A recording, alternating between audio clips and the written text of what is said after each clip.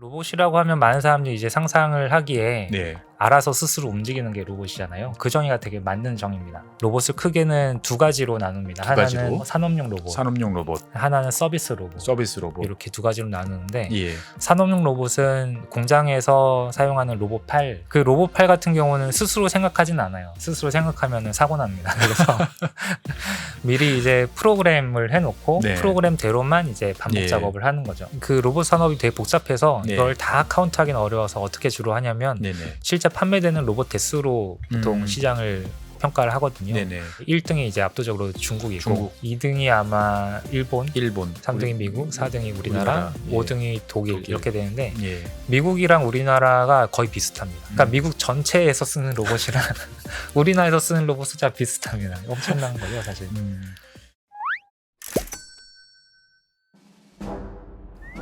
안녕하세요, 최준영입니다. 오늘도 지구본 연구소 이야기를 이어가도록 하겠습니다. 지난번에 제가 이제 미래가 좀 불안하다 그러면서 이제 책 이야기를 좀 했었습니다. 지난번에 소개드렸던 책이 이제 엘빈 터플러의 책이었는데, 제가 요즘에 그런 생각이 자주 들어요. 세계는 변화하고 있는데 어디로 갈 것인가? 미래는 어떨 것인가?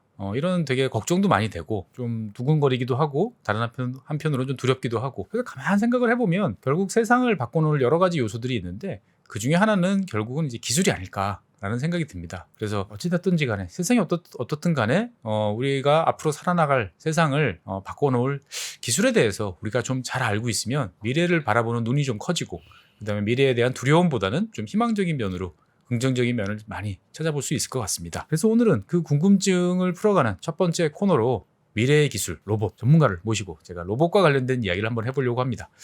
제가 가슴이 좀 벅찬데요. 그래서 오늘은 로봇 전문가 구성용 박사님을 모시고 이야기를 나눠보도록 하겠습니다. 안녕하세요. 네, 안녕하세요. 구성용입니다. 예, 구 박사님은 제가 사실 오늘 이 촬영장에서 처음 오프라인으로 이제 뵀는데요. 저는 원래 페이스북을 통해서 구 박사님이 올려주시는 로봇과 관련된 어떤 전문적인 지식들, 현업에서의 적용, 한 단계 한 단계 나아가는 어떤 기술의 발전, 이런 것들을 봐서 오늘 한번 지구본 연구소 팬들을 위해서 한번 나와주십사라고 요청을 드렸는데, 이렇게 먼 걸음 해주셔서 대단히 감사합니다. 네, 제가 영광입니다. 예, 구 박사님은 어떻게 로봇을 전공하시게 됐나요? 저는 뭐 모든 공대생들의 로망이거든요, 로봇은 사실. 예. 그래서 저도 어렸을 때부터 로봇을 좋아하던 그러한 공학도로서 로봇을 꼭 전공을 하고 싶다 이런 생각을 어렸을 때부터 약간 가지고 있었고요. 네네. 그래서 이제 대학교 진학할 때는 로봇공학이라는 학문이 어디에 있는지 좀 사실 살펴봤습니다. 예, 예. 로봇공학과가 없었기 때문에. 예. 그러다가 이제 기계공학과 4학년 과목에 로봇공학이라는 학문이 있다는 걸 알고 예. 기계공학으로 전공을 선택해서 예. 처음에 이제 기계공학과에서 이제 공부를 하면서 예. 그때도 한번 이제 교수님한테, 로봇 전공하는 교수님한테 찾아가서 한번 상담을 했어요. 로봇 전공하려면 어떻게 해야 되냐 했더니 네네. 교수님께서 로봇은 이제 기계, 전자, 컴퓨터를 다 알아야 된다 하셔가지고 거의 뭐 요즘 나오는 반도체 이야기랑 비슷한 것 같습니다. 보면. 네, 그래서 예. 전자과 수업을 많이 추천을 해주셨어요. 아, 그래서 기계과 수업도 당연히 이제 로봇 쪽으로 이렇게 듣고, 네. 그다음에 전자과 수업에서 로봇 관련된 제어공학이나 네네. 이런 시스템 제어나 뭐 그런 쪽으로 많이 들으라고 하셔가지고 예. 사실 대학교 때부터 약간 전자과하고 기계과 공부를 좀 같이 했고요. 그리고 컴퓨터도 뭐 열심히 하라 그래서 이제 열심히 하고. 아니 그러니까 이 학과 공부하기 바쁘신데 그렇습니다. 기계과 네네. 제 친구들도 보면 되게 바빴던 걸로 기억되는데, 알아서 네네. 그러면 전자 수업도 듣고 제어계측과 수업도 들으시고 컴퓨터공학도 수업도 들으시고. 네네. 예. 네, 그렇죠. 근데 잘 보면은 나중에는 다 학문이 많이 겹치거든요. 음. 그래서 기계과에 또 제어 수업이 있고, 네네. 전자과에도 제어 수업이 있고, 또 뭐 시스템 설계나 그다음에 시스템 공학 같은 경우도 기계과에서 다루는 뭐 동력학이나 기구학이나 이런 것도 다 하나의 다 시스템이거든요. 시스템이니까. 그래서 그 시스템을 어떻게 볼 것인지, 어떻게 수학적으로 디스크립션하고 제어할 것인지에 대한 개념은 좀 비슷비슷한 게 많아서 네네. 나중에 한 3, 4학년 되면은 오히려 그공부하기가 좀 더 수월해집니다. 그 말씀은 뒤집어 보면 1, 2학년 때 한 3학년 초반까지는 되게 고생했다. 네네, 그때 이런 어렵죠. 네, 어렵습니다. 아까 네. 수학적으로 이제 풀어낸다는 말씀하셨는데, 네, 이 수학 네. 잘해야 되나요? 로봇 이 관련 연구하려면? 네, 수학을 잘 해야 됩니다. 왜냐면은 저는 역시 안 하길 잘했군요. 근데 좀 로봇을 좀 예. 로봇 산업이나 로봇 기술 좀 두 가지로 나눠서 생각해 보면, 네. 로봇을 실제 설계하고 로봇 시스템을 제어하고 이런 쪽에 정말 학문 기반으로 로봇을 하시는 그런 게 있고, 그다음에 미리 만들어진 로봇을 실제 잘 활용해서 우리가 쓸 수 있는 다른 시스템을 만드는데 네네. 활용하는 그러한 활용 기술이 있거든요. 그래서 사실 활용 기술 측면에서는 정말 수학이나 이렇게 깊이 있는 거를 공부할 필요까지는 없고요. 그래서 오히려 요즘에는 공정에 대한 잘 이해 뭐 이런 것들. 네네, 그렇죠. 그래서 다른 분야에 대한 전문성을 가지고 네. 로봇을 잘 쉽게 활용할 수 있는 네. 이러한 기술도 되게 중요하기 때문에 모든 사람이 다 로봇을 하려면은 수학부터 해야 된다 이런 건 아니고요. 다행입니다. 네. 보면 하긴 모두가 다 이게 개발자가 될 필요는 없으니까요. 보면은. 네네, 예. 그렇죠.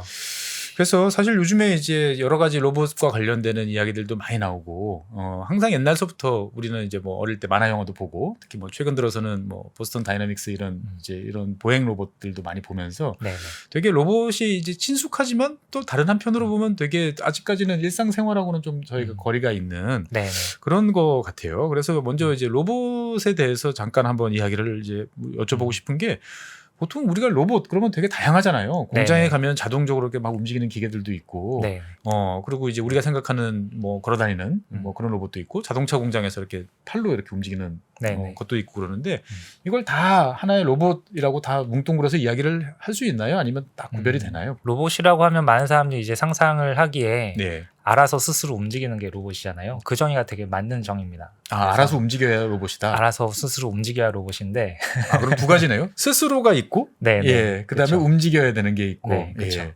그래서 로봇을 전공한 그런 학자들이나 학계에서는 그런 식으로 정의를 하지만 예. 좀 더 넓게 생각을 하면은 그냥 자동화 기계 시스템도 뭐 로봇이라고도 부르기도 하거든요. 예. 형체는 없지만 예. 아니면 컴퓨터상에서 이렇게 존재하는 뭐 인공지능 에이전트라든지 뭐 그런 것도 로봇이라고도 부르기도 합니다. 그래서 네네. 굉장히 폭넓게는 굉장히 큰 범위로 로봇 생각할 수 있는데, 예. 실제 우리가 통계를 낼 때 뭐 로봇 판매량이 얼마가 되냐, 아니면 로봇 산업, 아니면 로봇 시장의 규모가 어떻게 되냐, 뭐 예, 이런 항상 실제적으로 궁금했어요, 그게. 통계를 예. 잡을 때는 로봇을 크게는 두 가지로 나눕니다. 두 가지로. 하나는 네. 인더스트리얼 로봇에서 산업용 로봇, 산업용 로봇, 하나는 서비스 로봇, 서비스 로봇. 이렇게 두 가지로 나누는데, 예. 산업용 로봇은 그 공장에서 사용하는 로봇 팔이라고 로봇 팔. 생각하시면 우리가 보통 됩니다. 자동차 공장에서 용접하고 뭐 이제 네네. 이러는 것 말씀하시는 거죠? 네네. 그 로봇 팔 같은 경우는 스스로 생각하진 않아요. 스스로 생각하면은 사고 납니다. 그래서 미리 이제 프로그램을 해놓고 네. 프로그램대로만 이제 반복 예. 작업을 하는 거죠. 근데 그게 다른 기계 시스템하고 또 좀 차별화되는 게 뭐냐면은 네네. 프로그래머블 한 기계 장비예요. 그러니까 처음에는 A라는 일을 하도록 프로그램을 시켜놨다가 네네. 뭔가 이제 자동차 모양이 바뀐다든지 네네. 뭐 조금 다르게 하려고 하면은 다시 프로그램을 고치면 네네. 다른 그쵸. 일을 할 수 있다. 그렇죠. 음. 그러니까 다른 기계 장비 같은 경우는 물론 프로그램도 가능하지만 시스템 변경을 하려면 하드웨어적으로 변경을 해야 되는데, 그렇죠. 그런 경우 많죠. 산업용 로봇 같은 경우는 하드웨어는 그대로 재활용이 가능한 거죠. 그리고 프로그램만 우리가 뭐 조금만 바꾸면은 네. 계속해서 다른 공정으로 쓸 수 있기 쓸 수 때문에 있다. 굉장히 표준화된 기계 시스템이라고도 네네. 볼 수가 있습니다. 예. 그게 이제 산업용 로봇. 대부분 이렇게 고정되어 있죠. 산업용 로봇은. 네네. 대부분 고정돼 있고요. 예. 또 고정되어 있지 않으면 또 사고 나기 때문에. 그래서 보통 보면은 저희가 이제 공장에서 보는 로봇들 보면은 이제 고정이 돼 있고 이제 주로 네네. 팔 형태로 돼 있는데 사람 팔처럼 뭐 이렇게 관절이라고 그래야 되나요? 네네. 이게 그렇죠. 몇 개씩 이렇게 움직여 가지고 네네. 움직이는 네. 어떤 그런 것이 전형적인 산업용 로봇이다. 네, 이렇게 생각하면 맞습니다. 되겠군요. 네. 보면은. 사람의 팔을 모사해서 이렇게 대신 예. 작업하도록 만들어 놓은 거기 때문에 예. 사람 팔과 이제 유사한 형태로 되어 있고, 예. 그다음에 자유도도 이제 기본 육자유도 이상을 우리가 통상적으로 이제 로봇이라고. 육자유도? 그러니까 육자유도라고 하면 우리 사람 팔은 예. 사실 7자유도거든요. 그게 무슨 어떻게 말이냐면 구별해요? 우리가 지금 이렇게 생활하고 있는 물리적인 공간이 사실 예. 육자유도입니다. 그게 뭐냐면은 XYZ로 이렇게 움직일 수 있고, 3축으로. 그 다음에 로테이션을 이렇게 회전을 XYZ 축으로 이렇게 회전을 시킬 수가 있어요. 그래서 네네. 회전하고 이동하고 그게 이제 독립적으로 우리가 움직일 수 있는 게 육자유도. 그래서 6에서 6자유도. 네. 예, 예. 그래서 비행기도 이렇게 날아가는 것도 육자유도로 날아가고, 자동차도 이렇게 육자유도로 움직이고, 모든 물체는 다 공간상에서 육자유도로 움직이는데, 예.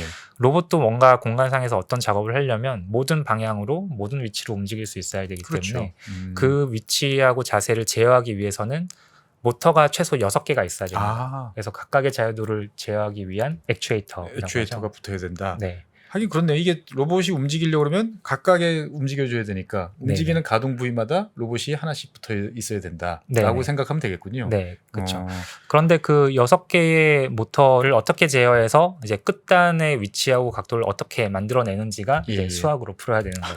그래서 거기서 조금 어려운 부분이 생기는데, 근데 그런 네. 거 다 풀려 있습니다. 그래서 이미 다 풀려 있습니까? 이미 다 보면은? 풀려 있고, 예, 뭐 다시 우리가 공부해서 그걸 개선하고 이럴 필요도 거의 없습니다. 거의 없고 다 이미 되어 다 있기 정립돼 때문에 있고 그걸 네네. 잘 활용하는 것만 잘 집중하면 쓰기만 된다. 하면 예. 네, 됩니다. 그러면 보통 이제 산업용 로봇이 보면 이제 다 팔 모양이잖아요. 네. 예, 이 사람들이 아무래도 이제 일을 하는데 주로 팔을 가지고 하는 모습을 흉내를 내다 보니까 네, 이렇게 해가지고 이 원래 로봇이라는 게 이 팔을 흉내내는 네, 이런 것부터 시작했다고 봐야 되나요, 보면? 네, 네, 맞습니다. 처음에 역사가 되게 오래됐는데 한 네. 100년 정도 됐습니다. 로봇의 그렇게 역사. 오래돼서요? 네, 네, 그렇게 됐습니다. 어, 그래서 지금 이제 전 세계에서 가장 그 오래된 로봇 회사 같은 경우에 뭐 화낙이나 스토블리나 뭐 네. ABB 이런 회사들도 다 100년 이상 된 회사들이고요. 오, 그래요? 근데 처음에는 다 전기 회사로 나온 데도 있고 네. 뭐 제어 시스템 기반의 그런 회사로 나왔는데 네. 거기서 처음에 다 이렇게 기계를 만들었습니다. 전기적으로 제어를 해서 움직이는 기계. 그래서 스토블리 같은 회사는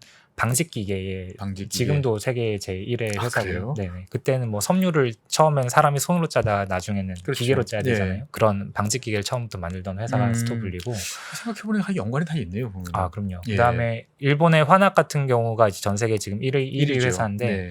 화낙은 CNC 기계를 만드는 회사입니다. CNC에 들어가는 수치 제어. 제어. 예. 네, 그게 뭐냐면은 우리가 기계를 컴퓨터로 이렇게 설계를 하잖아요. 3D 네네. CAD로. 네. 그러면 그거를 이제 딱 CNC 기계에 딱 넣으면은 이런 그 모양을 만들어서 절삭을 해라 그러면. 네, 알아서 절삭을 다 하는 거죠. 그래서 그렇죠. 그냥 딱 네. 만들어서 나옵니다. 그런 걸 CNC 기계라고 CNC. 하는데 예. 그걸 가공하기 위한 굉장히 정밀한 제어를 해서 가공을 해야 되거든요. 그래서 일본이 정밀 제어가 굉장히 발달돼 있는데 예. 거기부터 시작한 회사가 화낙이고 그 네. 화낙이 그 다음에 이제 로봇에 들어가는 제어기를 만들면서 또 로봇 회사로 나왔죠. 보통 이제 로봇 하면은 생각나는 나라가 이제 일본 화낙 저 네네. 같은 경우는 기억나고 그다음에 네네. 독일 어디 현장에 가 보면은 네, 맨날 자랑스럽게 말씀하시는 게 이게 독일제 로봇 네. 비싸게 들어왔습니다 말씀하시고 쫓아가면 또 원천 기술은 또 미국이 또 가지고 있는 경우도 종종 또 있는 네네. 것 같고 네, 그래서 이제 미국, 독일, 뭐 일본 이렇게 이제 세 나라가 많이 이제 하는 것 같은데 네. 각 나라마다 좀 차이점이나 뭐 출발선이 좀 달랐다든지 뭐 이런 네. 것들이 좀 있나요 보면? 미국은 전통적으로 로봇 기술이 이렇게 강한 나라는 아니고요. 네, 독일하고 일본이 이제 독일하고 제일 강한 산업적으로. 나라인데 네, 그 아까도 잠깐 말씀드렸다시피 로봇 회사가 이렇게 오래된 이유가 네, 사실 그 산업혁명 이후에 이제 19세기에는 초반에 대량 생산을 이루어질 때 공장에 이제 컨베이어 라인을 쭉 설치를 하고 그렇죠. 뭐 찰리 채플린의 모던 타임즈 영화 같은 경우 보면 사람이 계속 쪼이잖아요. 예, 예. 그래서 각 라인마다 뭐 어린이부터 해가지고 다 동원돼가지고 뭐 나사 쪼이고 뭐 네네. 이렇게 분업화된 컨베이어 라인으로 생산을 하다가 이게 굉장히 그 사람한테는 극도의 그러한 노동이잖아요. 단조롭고 지겹고 네, 예. 그렇죠. 그리고 근골게 계속 그렇죠. 문제 생기고 이러니까 그 시스템은 그대로 두고 사람의 팔만 이제 로봇으로 대체하는 대체하는, 그러한 예. 기술이 이제 자동차를 대량 생산하기 시작하면서부터 예, 예. 나왔고요. 그런 식으로 발전된 게 이제 독일이고 독일이고 미국은 좀 다릅니다. 미국은 이제 2차 세계대전 이후에 핵 폐기물들이 있잖아요. 원자력 발전소나 핵폭탄도 만들기도 하고 핵폭탄이나, 원자력 발전소에서 나온 핵 예. 폐기물을 처리를 해야 되는데 예. 그걸 사람이 가서 작업을 할 수가 없잖아요. 그렇죠. 그래서 그걸 다 원격 조정으로 합니다. 우리가 보통 이제 가끔 보면 나오는 어디 원자력 연구소 이런 데 보면은 네, 네. 예, 로팔들이 뭐 이렇게 들어서 네. 나르고 하는 네, 그렇죠. 그러니까 그런 것들이 컴퓨터가 나오기 이전입니다, 벌써. 예. 그러니까 컴퓨터가 나오기 이전에 뭐 사람이 이렇게 전기로 이렇게 조작하면은 네, 예. 전기적인 신호를 가지고 기계를 모터를 제어하고 하는 기술은 그 전부터 있었고, 네네.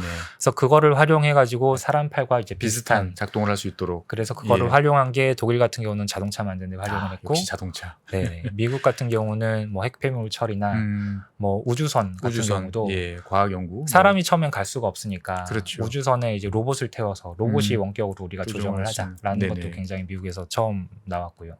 그런 식으로 조금 역사가 좀 음. 되고 독일의 쿠카라는 로봇 회사는 쿠카. 유럽 쪽에 쓰이는 모든 자동차 공장 거의 다 쿠카 로봇입니다. 아, 그리고 이제 미국에서 쓰는 로봇도 이제 국화 거 많이 쓰는데 근데 미국은 약간 좀 짬뽕이에요. 짬뽕. 그리고 미국은 또 약간 일본 쪽을 좀 선호를 했거든요. 옛날부터. 그래서 일본 로봇들이 미국에 굉장히 많이 굉장히 많이 진출했습니다. 진출해 있고 그래서 미국에 쓰이는 그러한 그 자동차 공장에 쓰이는 로봇들은 거의 다 일본제. 거의 다 일제. 네, 그래서 일본의 로봇 기술이 미국 시장을 기반으로 해서 굉장히 빠르게 성장을 했고요.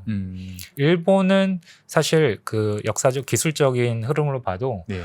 전자 그 산업, 네네. 그러니까 전기 산업 이후에 이제 전자 산업, 경박 반도체가 산소. 나오면서 예, 이제 예. 세마이 컨덕터부터 해서 전자 산업인데 전자 산업은 처음 초기 연구부터 일본이 주도해 더 나갔습니다. 전 세계적으로. 그렇죠. 그래서 그러면서 이제 우리가 굉장히 단순하게 제어하던 거를 고정밀 제어를 정교하게 복잡하게 네. 제어할 수 있는 하는 그런 예. 이론이나 그러한 시스템을 일본이 제일 빨리 발전을 시키면서 굉장히 성능을 확 끌어올렸죠. 성능을 꽉 끌어올렸다. 네네. 원래 다 이게 네네. 베이스들이 다 뭔가 연관이 그렇죠. 있군요. 네네. 보면은. 산업이나 누구는 기계, 누구는 전자. 네, 이런 게 연구나 이게 한 100년 정도 쌓여서 지금 로봇 대국이 된 것이고요. 예. 그걸 따라잡기가 어렵죠. 따라잡기가 어렵다. 네, 굉장히 어렵습니다. 예. 그래서 그 따라잡는 일을 이제 박사님께서 지금 열심히 하고 계시죠. 아니요, 저는 딱 그럴 생각은 없고요. 네. 이걸 편승해서 이렇게. 예. 그리고 제가 이제 그러면 아까 처음에 로봇 정의가 이제 네네. 스스로 알아서 움직이는 네네. 이렇게 했잖아요. 그러면 이제 요즘에 그 많이들 말씀하시는 이제 인공지능 네. 이런 것들이 이제 결합이 되면 지금까지는 아까 우리가 이제 로봇한테 다 프로그램을 사람이 제어해주면 거기에 맞춰서 네네. 이제 거기 이제 하나씩 뭐 나사를 또는 용접을 해라 이런 거였는데 이제 인공지능하고 요즘에는 좀 이제 결합되는 추세로 이렇게 나간다라고 이제 봐야 되나요? 네네, 맞습니다. 현재 최근에 이제 로봇과 관련된 동향은 네네. 스스로 상황을 판단하고 자기의 행동을 결정하는 그게 예. 사실 인공지능이잖아요. 예예. 사람은 기계가 아니니까 기계가 스스로 아니니까. 움직이는 생물이잖아요. 예, 예. 생물들이 사실 지능을 다 가지고 있는데 로봇도 그런 거죠. 그래서 딱 고정형으로 그냥 단순 방문만 하다가 로봇이라는 게 사실 우리가 그 뭐 여러 가지 소설이나 판타지나 아니면 일본 같은 경우는 아톰 같은 그런 네네. 만화 시리즈를 통해서 그런 로봇을 다들 꿈꿔왔거든요. 예예. 유럽은 좀 다르긴 한데 예. 문화가. 그럼 그런 로봇을 이제 만들기 위해서 그 인공지능 개발을 사실 인공지능이라는 개념이 처음 나올 때부터 50년대 그때 나올 때부터 로봇을 상상하고 인공지능을 굉장히 많이 했어요. 로봇에 뇌를 달아주자라는 네. 개념으로. 왜냐하면 그때는 컴퓨터가 본격적으로 쓰이지 않았기 때문에 네네. 우리가 지금처럼 컴퓨터를 가지고 여러 가지 서비스를 하고 이런 개념이 없었거든요. 상상할 수 있는 건 이제 로봇인 거죠. 그래서 로봇의 사람의 일을 대신할 수 있는 네네. 로봇. 네. 근데 일을 시키려면 알아먹어야 되니까 네네, 그렇죠. 그냥 말만 해도 알아먹으면 좋은. 요즘으로 말하면 자연어 처리. 네. 예. 어떻게 보면 이제 미국의 오래된 뭐 유럽도 마찬가지지만 이 노예제도나 뭐 네네. 그런 것들의 연장선상에 또 있다고도 볼 수 있어요. 그런 개념이. 그렇게 말씀하시면은 요즘에 나오는 그 테슬라 뭐 네. 자동차 이제 인공지능 뭐 이제 우리 자율주행 뭐 단계가 몇 등급이다 뭐 이렇게 이야기하는데 결국은 그게 이제 로봇이라고 또 볼 수도 있겠군요 보면은. 네, 그럼요. 자율주행 기술의 역사를 쭉 살펴보면 되게 재밌는데 예. 로봇 기술에서부터 시작이 됐습니다. 그래서 그래요? 지금 제가 약간 역사를 거슬러 올라가면은 예. 최초에 상용화된 그 자율주행 자동차라고 할 수 있는 게 웨이모라는 회사거든요. 웨이모. 예. 구글에서 나온 그 스핀오프한 회사입니다. 네네. 웨이모라는 회사 이전에 이제 구글 내에서 자율주행 자동차를 만드는 비밀스러운 팀이 있었고요. 그 팀을 리드했던 사람이 세바스찬 스론이라는 교수인데 네네. 그 스탠포드 교수였습니다. 그때 이제 달파 그랜드 챌린지에서 자율주행 자동차를 개발해서 일주를 하는 오프로드를 일주하는 거기서 물론 로봇 쪽 챌린지도 했지만 그 전에 자율주행 챌린지를 했었거든요. 거기서 이제 최초로 1등을 완주를 했던 그 예. 팀이 그 세바스찬 스론 교수가 이끄는 스탠포드 대학교 팀이었습니다. 그러니까 이제 그 전부터 이제 그 연구를 계속해서 했었던 거죠. 세바스찬 스론 교수의 또 흐름을 약간 보면은 독일 출신인데 네. 독일의 본대학교 출신입니다. 본대학교의 그 응용수학과 응용수학과. 네, 또 수학이군요. 응용수학과에서 그때 지금 현재 자율주행의 가장 기본이 되는 기술이 이제 슬램이라는 기술이 있는데 그 슬램이라는 기술을 이제 체계화 시킨 그 연구실이 있습니다. 그 연구실에서 세바스찬 스론 교수하고 디터 폭스라는 분하고 볼프람 부가드라는 분 세 분이서 이제 책을 한 권 썼거든요. 대학원을 졸업하면서 그 책이 이제 프라바우스틱 로보틱스라는 책인데 그 책이 슬램에 대한 가장 기본적인 이론을 정립해 놓은 사실 그 책입니다. 그러니까 그게 밑바탕이 자율주행이 돼서 이제 뭐 네네. 거의 뭐 이제 바이블이다. 네네, 그렇죠. 시작이다. 네, 그때는 자율주행 자동차를 생각하진 않았을지도 몰라요. 근데 이제 로봇으로 이렇게 실험을 예. 하는 거죠. 자율주행을 하는 로봇으로. 그러면서 그런 학문을 정립을 했고 네네. 그 세 명의 저자 중에 세바스찬 스론 교수는 이제 미국으로 가서 스탠포드와 구글을 거쳐서 자율주행 자동차를 만들었고 예. 볼프람 부가드는 이제 독일의 지금 로봇 학계의 거의 수장 역할을 하고 있고 디터 폭스 교수는 이제 뉴욕대로 가서 거기서 이제 제가 하고 있는 그 3D 비전을 이용해서 로봇이 매니플레이션하는 예. 그런 쪽에 가장 선두적인 학자가 됐습니다. 그러니까 결국은 다 어딘가 찾아보면 원조들이 있고 네네, 그 원조들이 그렇죠. 이제 우연히 이렇게 네. 다 모여 앉은 사람들이 다 이렇게 또 태산거두 같은 역할을 또 하면서 네네, 그렇죠. 산업을 발전시키는데 네. 방금 이제 구 박사님께서 본인이 하시는 일이 이제 비저너리라고 이제 말씀을 하셨는데 네. 이게 그러면은 로봇 눈과 관련된 일을 주로 하시나요, 구 박사님은? 네네, 저는 그 아까 말씀드린 스스로 상황을 판단하고 생각하고 행동하는 게 로봇이라고 정의를 한다면은 예, 1차적인 그 기능이 환경을 인식해야 되는 거거든요. 예, 예.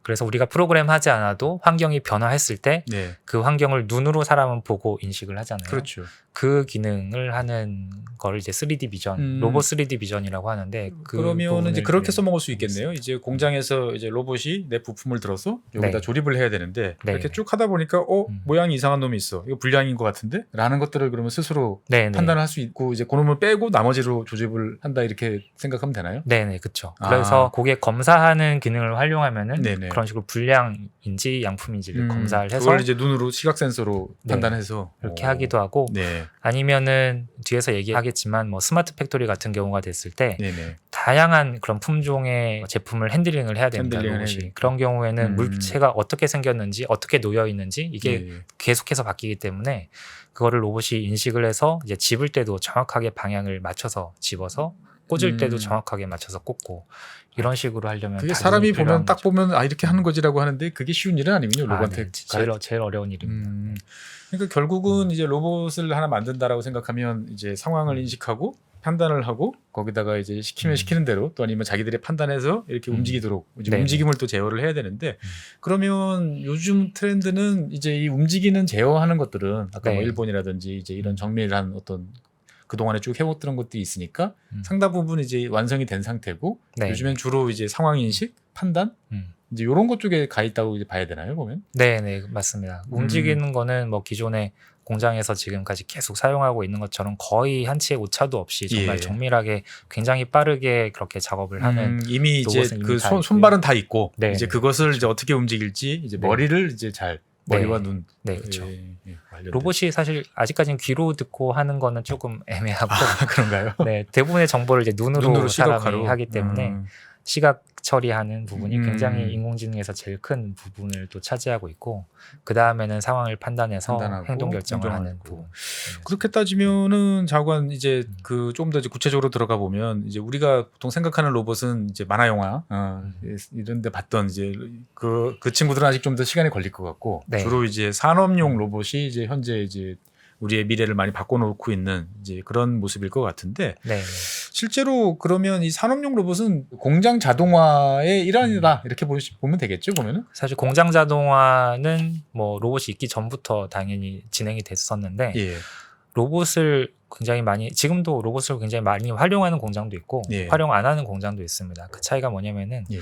로봇을 활용하게 되면은 그 로봇은 재활용이 가능하거든요. 그래서 공정이 바뀌면은 예. 로봇 말고 나머지는 뭐 바꾸더라도 예. 로봇이 제일 비중이 크니까 제일 무겁고 제일 예. 비싸기도 하고. 비싼 네. 그걸 계속 재활용하는 게 이득이니까. 재활용한단 말은 이제 프로그램을 바꿔가지고 네네. 어떤 식으로든 다시 다른 역할을 맡긴다는 말씀이시죠? 네, 보면. 그렇죠. 그래서 비용 절감 차원에서도 굉장히 좋고요. 네. 그다음에 유연합니다. 그러니까 로봇 자체가 프로그램 가능하기 때문에 네네. 굉장히 유연하게 뭐 라인 수정을 해야 되는 경우도 굉장히 많잖아요. 예, 그렇죠. 그런 경우에도 예.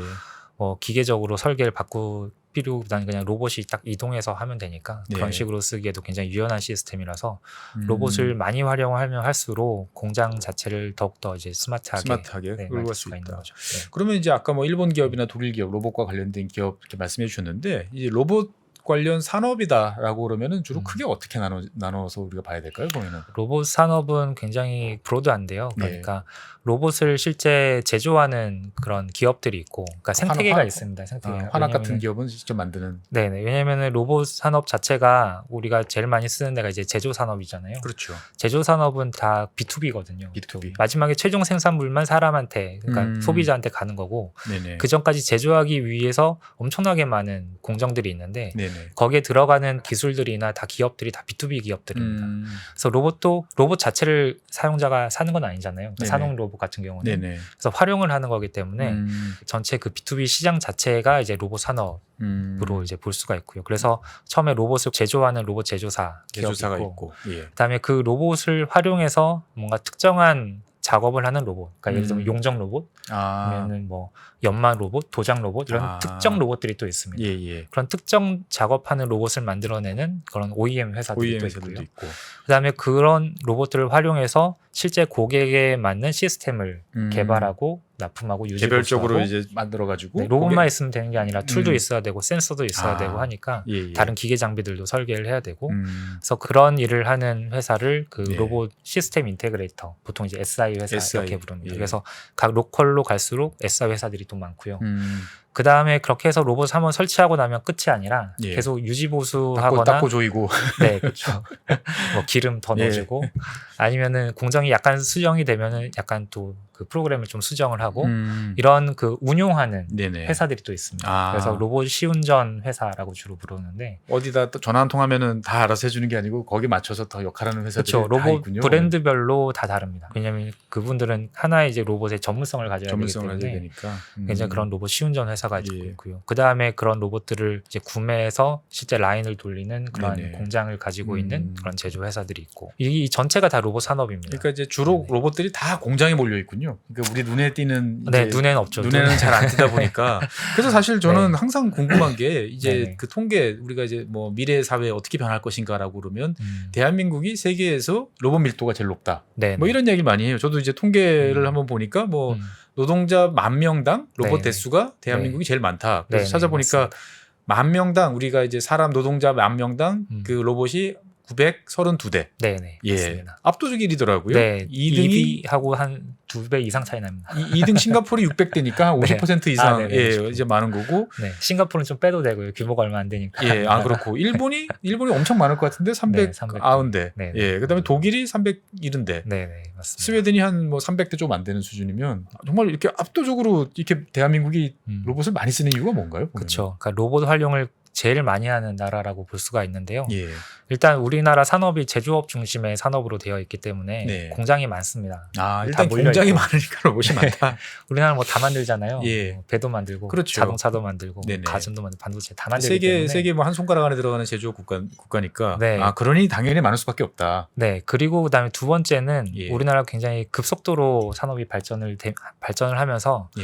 그냥 바로바로 갖다가 적용해서 쓸 수 있는 기술들을 도입을 굉장히 많이 했습니다. 네, 그러다 보니까 좀 시간이 걸리는 기초 설계부터 해서 하는 그런 거보다는 예. 당장 생산해야 되니까 로봇이 그냥 바로 쓸 수 있거든요. 그래서 로봇 활용을 굉장히 처음부터 많이 했고, 그리고 또 약간 비즈니스적으로는 굉장히 빠르게 그 제조업이 올라가는 나라다 보니까 예. 각 모든 나라의 로봇 회사들이 어떻게 보면 빨대를 꽂았다고 해야 되나? 좋게 말하면 적극적 세일즈 작업을 하고. 네네네, 그렇죠. 그래서 거의 전 세계 있는 로봇 브랜드가 다 들어와 있습니다. 우리나라. 그래요? 네, 이렇게 많이 들어와 있는 나라 우리나라밖에 없습니다. 유럽도 이렇게 많지 않습니다. 그러면 아까 이제 네. 말씀하셨던 뭐 화나기나라든지 뭐 쿠카라든지 뭐 이런 회사들 다 대리점이나 뭐 지사들이 다 있죠. 있어서 전국적으로 이제 네, 다 있습니다.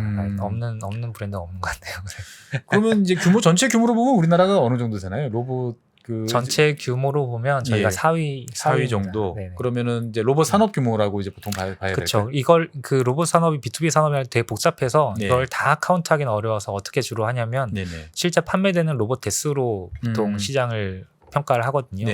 중에 1등이 이제 압도적으로 중국이고, 중국 덩치가 크니까. 네. 2등이 아마 일본이고, 그 다음에 미국, 3등이 미국, 4등이 우리나라, 5등이 독일 이렇게 되는데 미국이랑 우리나라가 거의 비슷합니다. 그러니까 미국 전체에서 쓰는 로봇이랑 우리나라에서 쓰는 로봇 숫자 비슷합니다. 엄청난 거죠, 사실.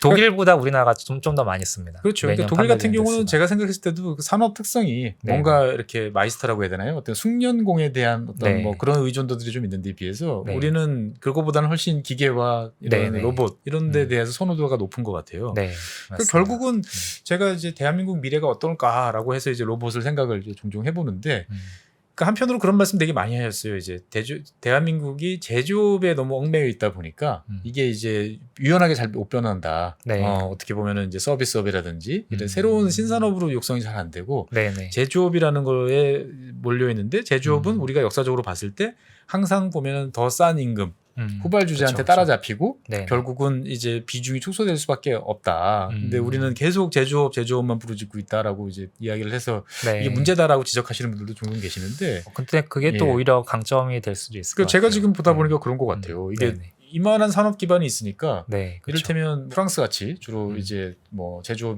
기반이 좀 약한 영국이라든지 음. 이런 나라들은 로봇 산업을 발전시키기가 쉽지 않을 것 같아요. 네, 저는. 없습니다. 거기는 근본이 예. 없습니다. 그럼- 로봇 산업 그러니까 쪽으로는. 로봇을 내가 만들어 봐야 다른 네. 나라에 팔지 않으면 그렇죠. 그리고 예. 시장이 있어야지 로봇 기술도 음. 발전이 되고 많이 써봐야 또 많이 아는 거거든요. 예. 그래서 시장으로 보면 우리나라는 굉장히 규모 자체가 뭐 중국처럼 당연히 크진 않지만 밀집도가 굉장히 높기 때문에 높기 때문에 생태계나 클러스터가 굉장히 그 잘 발달돼 있고 예. 굉장히 빠르게 일이 진행. 큰 손이군요, 세계적으로. 전화 한 통하면 모든 게 진행이 되는. 그러니까 그건 비슷한 것 같아요. 그러니까 잘 보면 대한민국이 네. 이제 뭐 세계에서 벤츠 S 클래스도 뭐 유럽 전체에서 파는 만큼을 한국에서 다 네, 산다. 뭐 네. 포르쉐도 세계 4위 뭐 이렇게 이야기하는데 로봇 시장도 세계 4위 뭐 이 정도면은 그렇죠. 네네. 막강하다 이렇게 볼 수 있겠군요. 네. 그래서 우리나라가 제조업을 당연히 이제 버릴 수는 없고 예.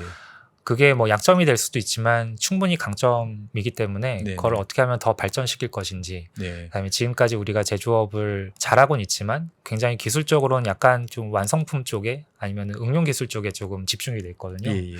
그래서 좀 안타깝지만 로봇을 제일 많이 쓰면서도 음. 거의 대부분이 외산 로봇이고 예. 핵심 기술들은 다 외국에서 오는 기술들이기 때문에 예. 그 시장을 갖고 있다는 건 굉장히 중요한 이점이 되기 때문에 그걸 기반으로 해서 앞으로 나올 인공지능 로봇이나 이런 새로운 그런 로봇이나 기술들은 우리나라가 훨씬 더 이제 앞서 나갈 수 있는 그런 기반은 충분히 예. 되어 있는 나라입니다. 그럼 이제 우리나라 같은 경우는 이제 내가 라인을 이제 자동화를 해서 로봇을 투입하겠다라고 생각하면 일단은 그러면은 그 생각을 하면은 이제 대상 이 로봇은 대부분 다 이제 외산 수입산이라는 말씀이시네요, 보면. 네네. 물론 이제 우리나라도 현대 로보틱스가 있고 네. 그다음 두산 로보틱스도 있고 예. 뭐 국산 로봇들도 많이 있습니다, 사실. 근데 비중으로 봤을 때는 물론 이제 현대 로봇이 사실 로봇 판매 대수로는 1위, 2위 하거든요, 우리나라에서. 근데 얼마나 다양한 어플리케이션에 적용이 되고 있냐로 봤을 때는 네네. 조금 많이 부족합니다. 특정에 이렇게 몰려 있고. 네네. 예. 물론 이제 현대가 이제 자동차 산업 중심이기 때문에 네네. 자동차 산업 중에서는 현대 로봇을 많이 쓰지만 네네. 나머지 산업 쪽에서는 거의 다른 로봇들을 다른 많이 로봇들을 쓰고 많이 쓴다. 그래서 뭔가 그 아직까지는 당연히 기술 격차가 있는데 음. 역사적으로 우리나라 로봇을 제대로 연구한 지 사실 얼마 안 됐습니다. 예. 한 제가 그 진학할 때만 해도 카이스트의 로봇공학 전공 석사 과정이 네. 처음 만들어질 때였거든요. 지금은 이제 여러 학교에 있지만 네네. 그래서 로봇을 연구를 제대로 한 지 한 20년, 30년 정도밖에 역사가 안 되기 때문에 다른 나라는 아까 말씀드렸다시피 한 100년 정도 되거든요. 100년 된 거. 네. 자연스러운 역사 속에서 이렇게 나왔는데 우리는 이제 이거 따라잡아. 이것도 역시 따라잡아야 돼. 빨리 해보자. 그렇죠. 근데 예. 이제 조급하게 생각할 필요는 없고 네. 그래도 많이 따라잡고 있고 음. 학술 대회나 뭐 이런 데 가봐도 네. 굉장히 탑 클래스의 로봇 학회나 로봇 저널에도 네. 한국에서 그 제출하고 발표하는 논문 숫자가 점점 늘어나고 있거든요. 그리고 역시 시장이 커야 이게 뭔가 연구자도 연구할 게 많아지고. 네네 그렇죠. 예. 다음에 저 같은 경우도 뭐 저희 지도 교수님이나 그쪽 세대 분들이 거의 1세대입니다 우리나라에서. 그러니까 뭐 카이스트나 이런 연구기관이 처음 만들어지면서 외국에서 이렇게 유학했던 전문가들을 초청해서 처음에 연구실을 만들었잖아요. 예. 그 2세대 제자 세대이기 때문에 네네. 지금 이제 3세대는 훨씬 더 많은 로봇 전공한 교수들이 대학교에 있고 또 로봇 기반의 그런 스타트업이나 실제로 아니면 일도 많이 하고 있고. 네, 많이 있기 때문에 그런 기반이 점점 자연적으로 늘어나고 있거든요. 예. 그래서 뭐 한 몇십 년 안에는 20년 지나면 이제 점점 우리가 지금 4위지만 뭐 예. 3위, 2위 뭐 이렇게까지 올라갈 수 있을 거라고 생각하고 그 있습니다. 구 박사님은 이제 학교에서 쭉 연구도 하셨지만 제가 알기로는 되게 현업에서 실제로 이 산업 현장에서 많이 다니시면서 로봇을 적용하고 네. 그것을 이제 어떻게 더 효율적으로 운용할 수 있는지 등등에 대한 일을 많이 하신다고 제가 들었는데 네네. 구 박사님이 보시기에 그 우리나라 이 경영자들 이 마인드는 어떤가요? 이 로봇에 대한 마인드라고 예. 그러니까 뭐 이렇게 로봇을 적극적으로 활용해 봐야겠다. 네네. 아니면 너무 네. 비싸 이거. 난 비싸니까 아. 난 되도록이면 아니면 좀 안 쓰고 싶어. 우리나라 굉장히 오픈 마인드입니다. 오픈 로봇에 마인드세요? 있어서. 네, 예. 그 부분이 굉장히 강점 중에 하나인데 네네. 우리나라 사람들 특성상 예. 굉장히 목표지향적이거든요. 수단과 방법을 가리지 않고 무조건 만들어내는 예. 그런 거에 되게 최적화되어 있게 공부도 그렇게 하고 예. 저희가 일도 그렇게 하고 있습니다. 그래서 사실 로봇에 대한 뭐 편견이 있거나 그런 전혀 그렇지 않고 그러니까 로봇을 전혀 안 쓰는 공장도 네네. 한번 이제 생산성을 할 수만 있으면. 높여봐야겠다. 네, 내지 이제 야 이거 새로운 오더가 들어왔는데 이거 사람으로는 도저히 안 될 것 같아. 네네. 그러면 그렇죠. 이제 찾아보다가 네, 로봇이다. 그러면 별로 거부감 없이. 네네, 그렇죠. 거부감은 없고요. 네. 근데 유럽이랑은 좀 많이 다릅니다. 어떻게 다른가요? 사실 유럽은 거부감이 좀 있습니다. 일본은 사실 거부감이 별로 없고요. 예. 일본은 뭐 옛날부터 로봇을 워낙 좋아하던 나라기 때문에 아톰 시절부터. 네네. 예. 그래서 로봇을 우리의 친구 이렇게 생각하는 나라고 네. 우리나라는 활용 면에서 굉장히 필요성을 잘 알고 있기 때문에 예. 잘 받아들이고 있고 네네.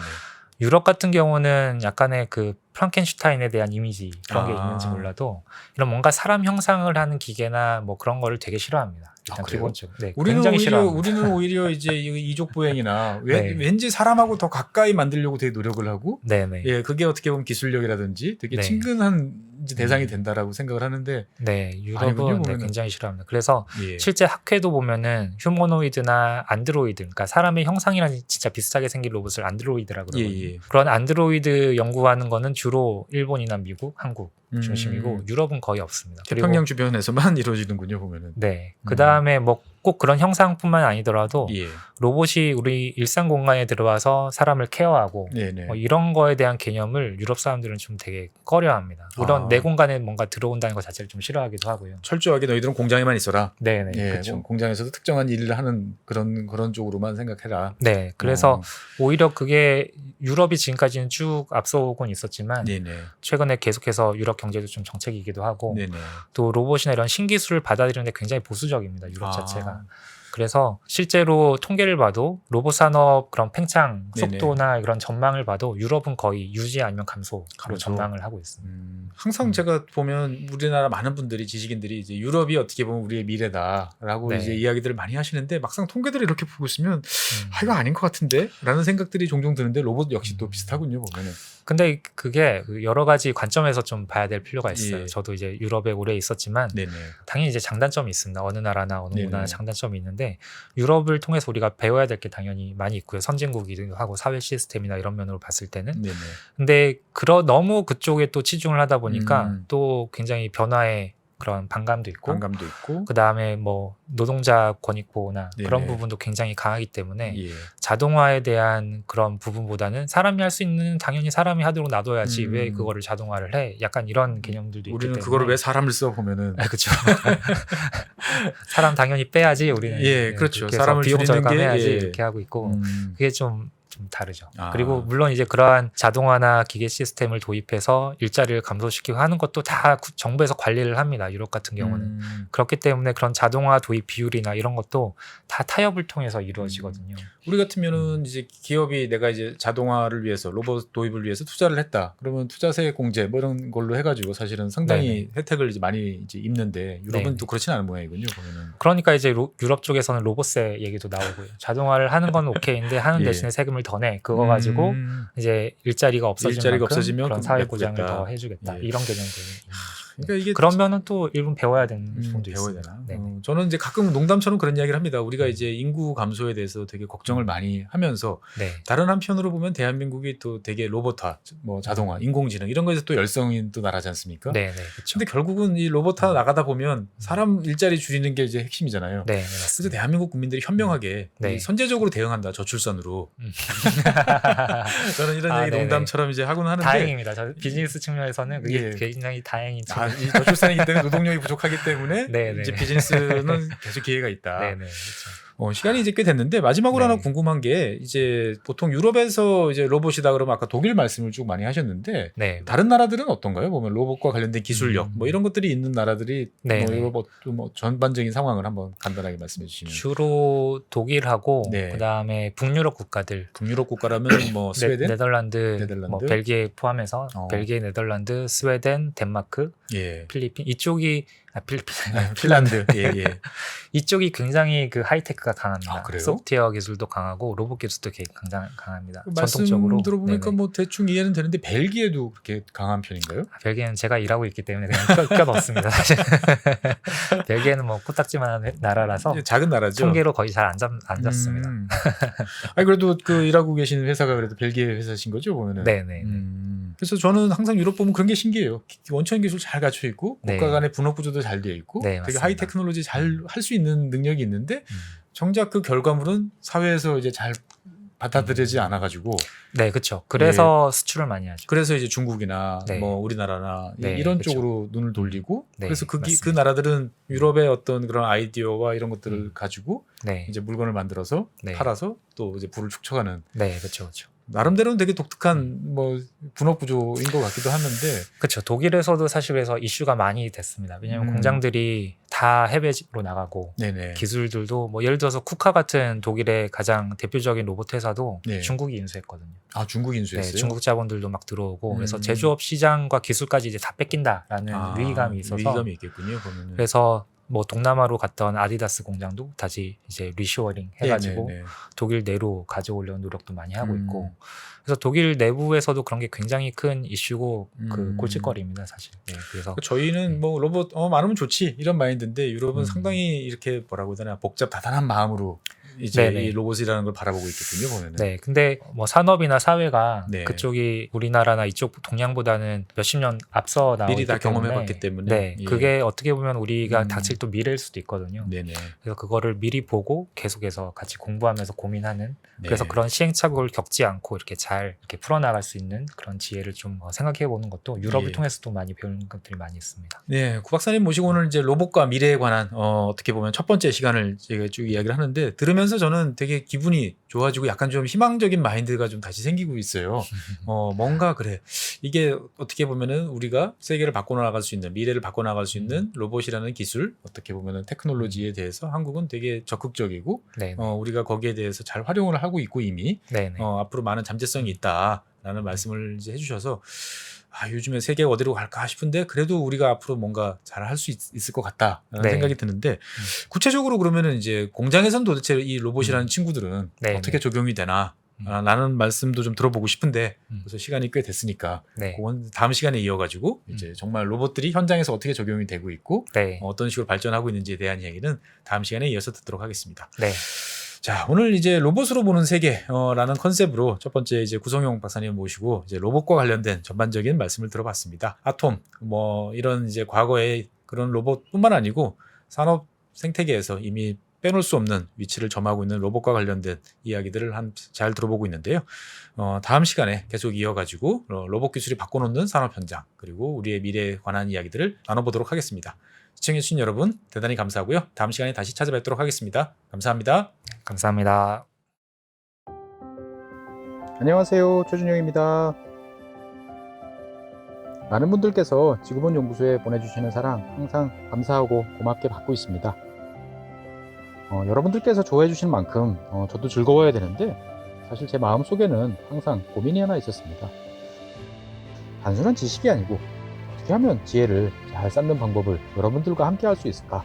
이런 고민 끝에 부족하지만 제 나름의 해답을 위즈덤 칼리지에 담았습니다. 개별적 지식을 하나, 둘씩 연결해서 지혜를 축적해가는 시간. 조금이라도 더 많은 분들과 나누고 싶습니다. 꼭 함께 해주세요. 감사합니다.